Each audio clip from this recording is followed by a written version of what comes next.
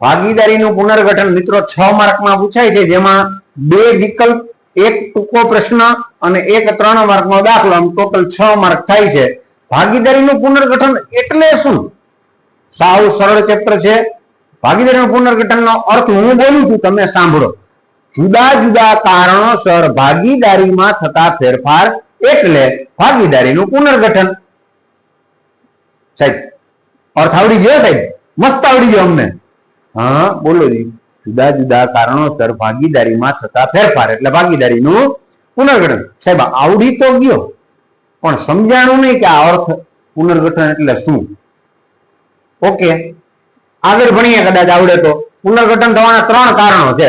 પુનર્ગઠન થવાના કારણો: નફા નુકસાનના પ્રમાણમાં ફેરફાર થાય, નવા ભાગીદારનો પ્રવેશ થાય, ચાલુ ભાગીદારની નિવૃત્તિ કે મૃત્યુ થાય.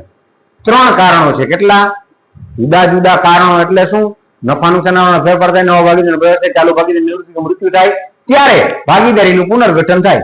સાહેબ 3 કારણો યાદ રહી ગયા, પણ તોય ભાગીદારીનું પુનર્ગઠન એટલે શું ખબર પડી નહીં.